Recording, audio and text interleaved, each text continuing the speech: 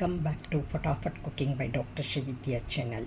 இந்த வீடியோவில் நம்ம எவ்வளோ சீக்கிரமாக ஒரு ஸ்நாக்ஸ் செய்ய முடியும் அப்படிங்கிறத தாங்க காமிக்க போகிறேன். அது வெஜிடபிள்ஸ் வச்சு ஹெல்த்தியாக உங்கள் குழந்தைங்க ஸ்கூலை விட்டு வந்த பிறகு வந்த உடனே நீங்கள் செஞ்சு கொடுக்கலாம், இல்லை உங்கள் ஹஸ்பண்ட் ஆஃபீஸ்லேருந்து வந்த உடனே நீங்கள் செஞ்சு கொடுக்கலாம், இல்லை கெஸ்ட்டு யாராவது சீக்கிரமாக வீட்டுக்கு வந்துட்டாங்க அப்படின்னா முன்ன சொல்லாமல் வந்துட்டாங்கன்னா கூட நீங்கள் ஈஸியாக செஞ்சு கொடுக்கலாம். கையில் எதுவுமே இல்லாட்டி கூட கண்டிப்பாக உங்ககிட்ட வந்து தோசை மாவு இருக்கும், வெஜிடபிள்ஸ் ஏதாவது ஒன்று இருக்கும், அப்படியே இல்லாட்டி கூட வெங்காயம் கண்டிப்பாக இருக்கும். அந்த வெங்காயம் அதில் என்ன காய்கறி இருக்கோ அதை கட் பண்ணிக்கலாம், இல்லை துருவிக்கலாம்.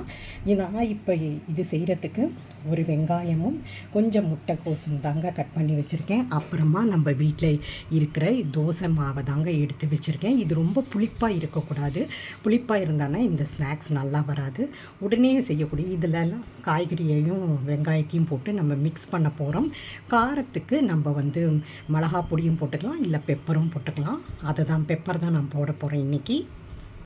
தோசை மாவில் நான் கட் பண்ண வெஜிடபிள்ஸும் பெப்பர் பவுடரு கொஞ்சமாக உப்பு போட்டிருக்கேன். ஏன்னா ஆல்ரெடி வந்து தோசை மாவில் வந்து உங்களுக்கு உப்பு போட்டிருப்போம், அதனால் கொஞ்சமாக காய்கறிக்கு தேவையான அளவு மட்டும்தான் உப்பு போட்டிருக்கேன். இதை நல்லா பிணைஞ்சிக்கலாம். சப்போஸ் உங்களுக்கு வந்து இந்த வடை பதத்துக்கோ இல்லை போண்டா பதத்துக்கோ மாவு இல்லை அப்படிங்கிற பட்சத்தில் நீங்கள் அரிசி மாவை கொஞ்சம் சேர்த்து கன்சிஸ்டன்சியை ரைஸ் பண்ணிக்கலாம். இப்போ வந்து வடை மாவு பதத்துக்கு வந்து நம்ம மாவை கொண்டு வந்துட்டோம். இப்போ எண்ணெய் வந்து சூடாகிட்டுருக்கு. எண்ணெய் சூடான பிறகு இதில் வந்து கொஞ்சம் கொஞ்சமாக நம்ம போட்டு பொரித்து எடுத்துக்கலாம். வடையாகவும் தட்டிக்கலாம், இல்லை போண்டாமாவும் போட்டுக்கலாம்.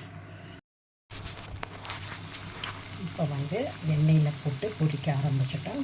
நான் எப்போதுமே கொஞ்சமாக தான் எண்ணெய் ஊற்றுவேன். ஏன்னா ஒரு தடவை யூஸ் பண்ண எண்ணெயை நான் வந்து திருப்பி யூஸ் பண்ண மாட்டேன். மிச்சம் இருந்துச்சுன்னா நான் கொட்டிடுவேன். அதனால தான் நான் கொஞ்சம் கொஞ்சமாக எண்ணெய் யூஸ் பண்ணுறேன். இதை பொரித்து எடுத்தாங்கன்னா நம்மளோட ஸ்நாக்ஸ் ரெடி ஆகிடும்.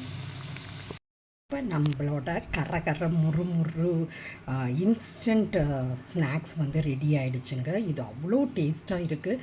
நீங்கள் வீட்டில் வந்தவுடனே யாராவது கெஸ்ட்டு வந்தவுடனே, இல்லை குழந்தைங்க வந்தவுடனே, இல்லை ஹஸ்பண்ட் ஆஃபீஸ்லேருந்து வந்தவுடனே 5 நிமிஷத்தில் இதை சுட சுட செஞ்சு கொடுக்கலாம். சூடாக சாப்பிட்றப்ப இதோட டேஸ்ட்டே அலாதியாக இருக்கும். நீங்கள் மறக்காமல் இதை ட்ரை பண்ணி பாருங்கள். அதே போல் எங்கள் சேனலையும் சப்ஸ்கிரைப் பண்ணிக்கோங்க. பெல் பட்டனையும் ஆல் பட்டனையும் எனேபிள் பண்ணிக்கோங்க. அப்போ தான் நாங்கள் போடுற வீடியோஸோட நோட்டிஃபிகேஷன் உடனடியாக உங்கள் கவனத்துக்கு வரும். உங்கள் வேல்யூபிளான டைமை ஸ்பெண்ட் பண்ணி எங்கள் வீடியோஸை பார்க்குறதுக்கும் கேட்குறதுக்கும் ரொம்ப ரொம்ப நன்றிங்க. மேலும் ஒரு புதிய ரெசிபியோடு உங்களை நான் வந்து சந்திக்கிறேன். அது வரைக்கும் உங்களிடமிருந்து விடைபெறுவது உங்கள் டாக்டர் ஸ்ரீவித்யா. நன்றி, வணக்கம்.